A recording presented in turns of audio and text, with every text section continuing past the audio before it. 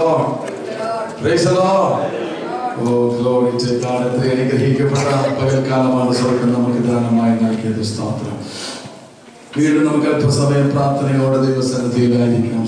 be in a prayerful attitude in the presence of God.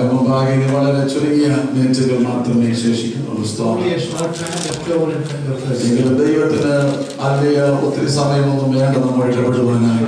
has given you a lot of time to deal with you. So we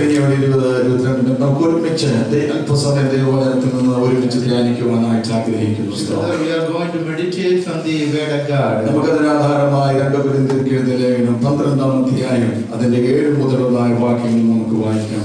Corinthians chapter 12, verse 7 onwards.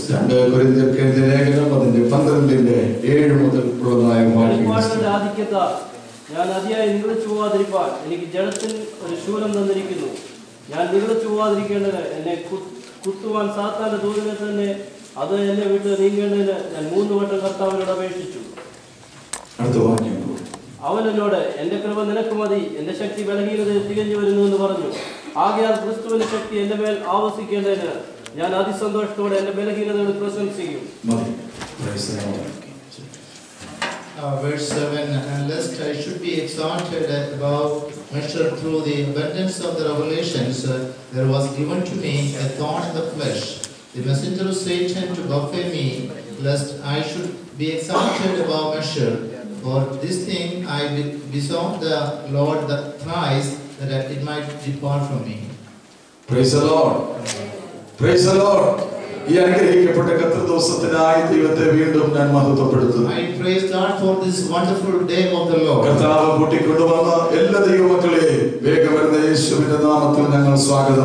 I greet you all in the precious name of our Lord and Savior Jesus Christ.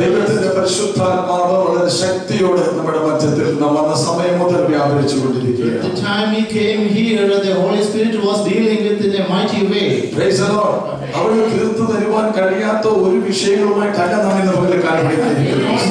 God cannot solve any subject that you are facing.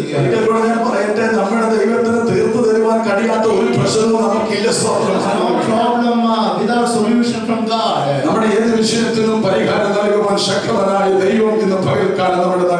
God is faithful enough to give an answer for every problem that you are facing in our life.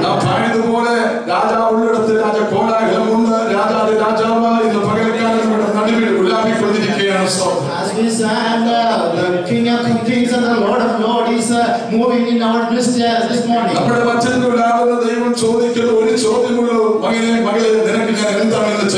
God is asking only one question, that son or daughter, what can I do for you today? God is coming to the midst of the people to do certain things.